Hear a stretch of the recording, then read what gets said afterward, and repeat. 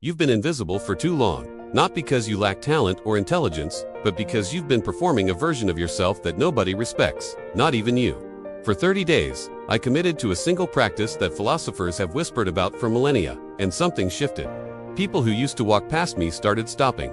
Conversations that once felt like interrogations became genuine exchanges. Respect, that elusive currency you can't beg for or buy, started flowing toward me naturally. This isn't about manipulation or fake confidence tricks.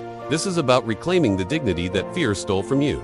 If you're tired of being overlooked, dismissed, or treated as background noise in your own life, subscribe now, because what I'm about to share will challenge everything you believe about respect. Hit that like button if you're ready to stop apologizing for existing, and drop a comment telling me the one word that describes how you feel right now about how people treat you. Let's begin. There's a moment that arrives in every person's life when they realize they've been living as a ghost. You walk through rooms and nobody truly sees you. You speak and your words evaporate before they land. You exist in a peculiar prison where the bars are invisible but the isolation is crushing. For years, I blamed external circumstances, bad luck, the cruelty of others. But the truth was simpler and more painful. I had taught people exactly how to treat me. Through my posture, my hesitations, my desperate need for approval, I had handed them a blueprint for disrespect. The moment I understood this, everything changed. Not overnight, but like dawn breaking slowly, inevitable and complete. The practice I committed to wasn't complicated, but it was brutally difficult. I decided to spend 30 days living as if I already possessed the respect I craved. Not arrogance, not performance, but genuine. I stopped shrinking in conversations. I stopped laughing at jokes that weren't funny to gain acceptance. I stopped saying yes when every cell in my body screamed no. Marcus Aurelius wrote in his Meditations that you have power over your mind, not outside events, and when you realize this, you find strength.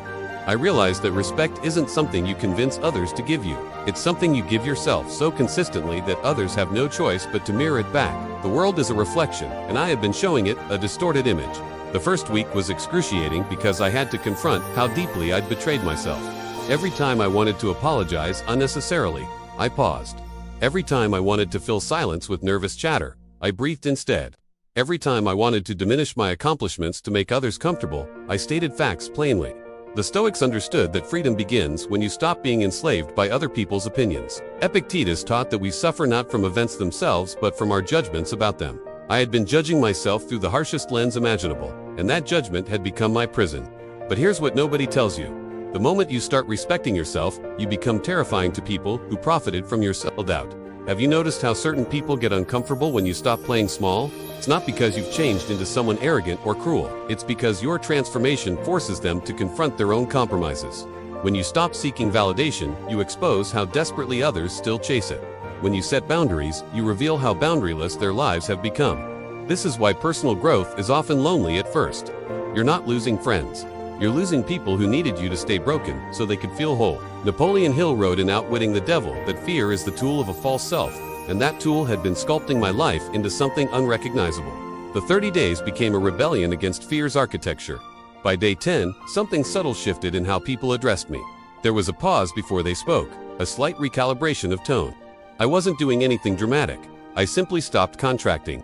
When someone interrupted me, I calmly continued speaking. When someone dismissed my idea, I didn't scramble to defend it or withdraw in shame. I let it stand. Respect, I discovered, has nothing to do with dominance and everything to do with presence. You cannot command respect through force, but you earn it through unwavering self-possession.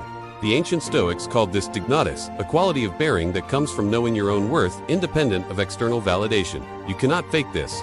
People can smell performative confidence from miles away, but genuine self-respect is magnetic. The turning point came during a conversation I'd usually dread.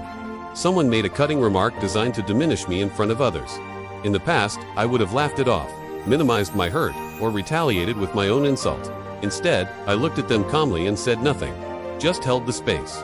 The silence grew heavy, and in that heaviness, everyone present felt the weight of what had been said. I didn't need to defend myself or attack back. My refusal to accept disrespect spoke louder than any words. That's when I understood what the practice was really teaching me. Respect is indeed about winning verbal battles or proving your worth.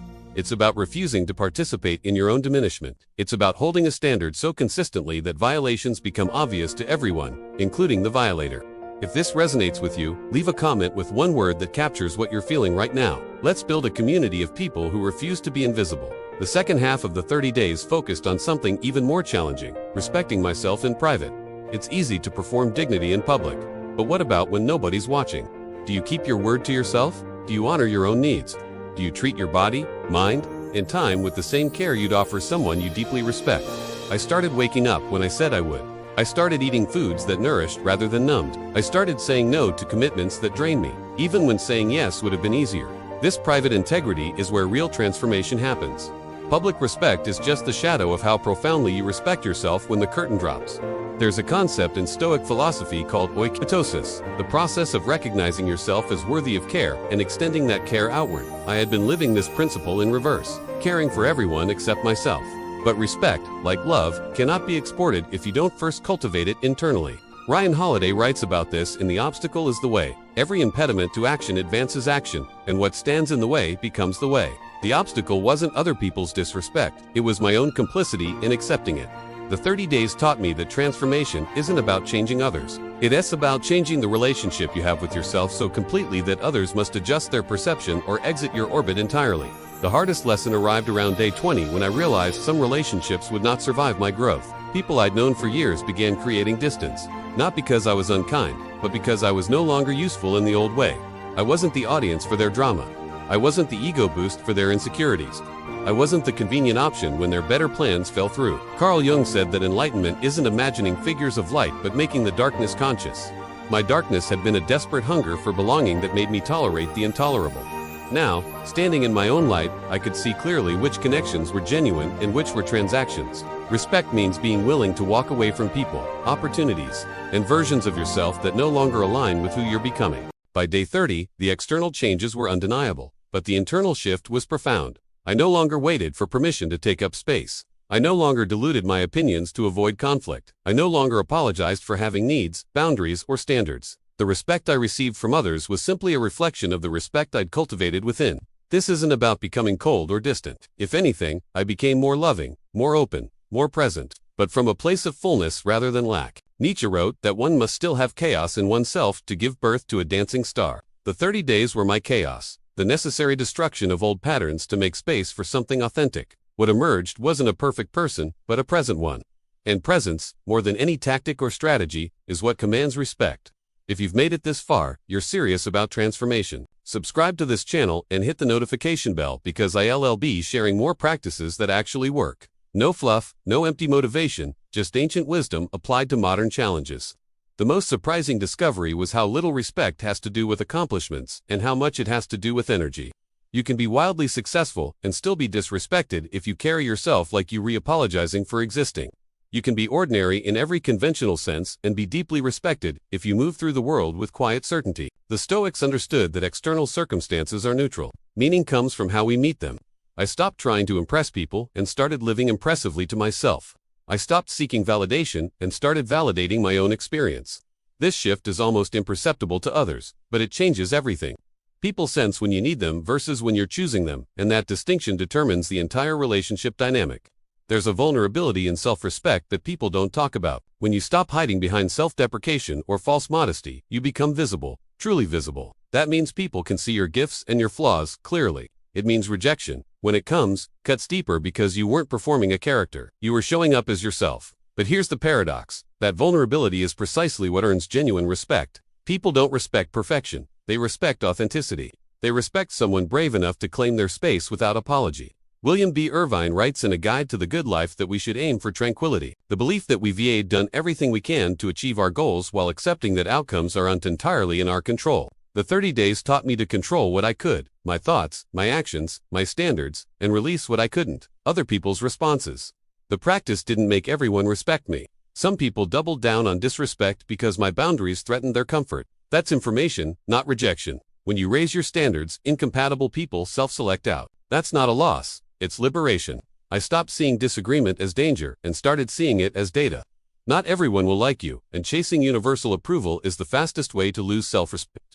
The Daily Stoic teaches that we should focus on what's in our control and release what is on T. I couldn't control if someone respected me, but I could control if I respected myself. And ironically, the less I needed external respect, the more readily it appeared.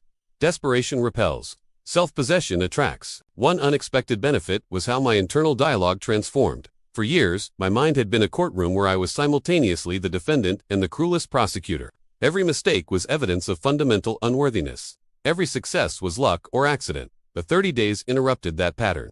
I started speaking to myself the way I'd speak to someone I deeply respected, with encouragement, with patience, with honesty that doesn't weaponize weakness. Massimo Pigliucci writes in How to Be a Stoic that philosophy is not about abstract theories, but about living well, and living well begins with how you treat yourself. The respect others showed me began as an echo of the respect I'd started showing myself. Mirror neurons, Carl Jung would say, we reflect what surrounds us, and I had finally become surroundings worth reflecting.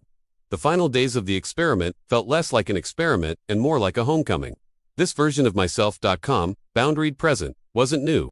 It was who I'd been before fear convinced me to hide. The philosopher Seneca said we suffer more often in imagination than in reality, and I had been suffering from imagined judgments for decades. But when I finally stopped performing and started being, the judgment I'd feared never materialized.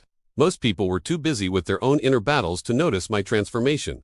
The ones who did notice, they either respected the change or revealed themselves as incompatible. Both outcomes were gifts. The respect I earned in those 30 days wasn't from grand gestures or dramatic confrontations. It came from micro-decisions, holding eye contact, speaking at my natural pace, taking up space without apology, saying no without justification. Here's what I wish someone had told me before I started. Respect isn't a destination you arrive at once and inhabit forever. It's a practice you recommit to daily. Some days you'll falter. You'll shrink, you'll seek validation, you'll apologize for existing. That's not failure. That's being human. The difference is how quickly you return to center. Do you spiral into self-hatred, or do you course-correct with compassion? The Stoics called this premeditatio malorum, the premeditation of evils. Not to become pessimistic, but to become unshakable. I now anticipate moments where I'll be tempted to abandon self-respect, and I've built systems to return quickly. Meditation, journaling, physical exercise. These aren't luxuries. They're the infrastructure of dignity. The most powerful moment came when someone who'd dismissed me for years suddenly wanted my advice. Nothing in my external circumstances had changed. Same job, same house, same ordinary life. But the energy had shifted, and they felt it. I didn't gloat or refuse to help. I simply helped from a place of choice rather than need. That's the essence of earned respect. You're no longer desperate for it, so you can offer generosity without losing yourself. You can be kind without being weak, open without being vulnerable to manipulation, strong without being rigid. This balance is what the ancient philosophers called eudaimonia, human flourishing. Not happiness as a fleeting emotion, but a deep sense of living in alignment with your highest self. The 30 days were my introduction to that alignment, and I have no intention of abandoning it. So here's my question for you. What would change in your life if you spent the next 30 days treating yourself with the respect you've even desperately seeking from others? What relationships would you exit? What boundaries would you set? What apologies would you stop making? The answers to these questions are your blueprint for transformation. This isn't about becoming someone new. It's about remembering who you were before the world convinced you to shrink. Start today. Start with one small act of self-respect. Maybe it's saying no to an obligation that drains you. Maybe it's speaking up in a meeting. Maybe it's simply making eye contact without immediately looking away. Whatever it is, do it consciously, deliberately, as an act of reclaiming your dignity. Drop a comment below, telling me the first boundary you were going to set or the first apology you were going to stop making. Let's hold each other accountable. And if you found value in this, subscribe to this channel, like this video, and share it with someone who needs to hear this message. We're building a community of people who refuse to live as ghosts in their own lives. The philosophers I've quoted throughout this video spent lifetimes studying the art of living well, and their wisdom is freely available to anyone willing to practice it. You don't need permission to respect yourself. You don't need to earn it through achievement. You simply need to decide that your dignity is non-negotiable and act accordingly. Every single day. Until it becomes who you are, rather than what you do. Thank you for watching. I'll see you in the next video where we'll explore another practice that changes everything. Until then, remember, you are not invisible. You've just been dimming your light to make others comfortable. It's time to shine at full brightness and let the world adjust. Take care.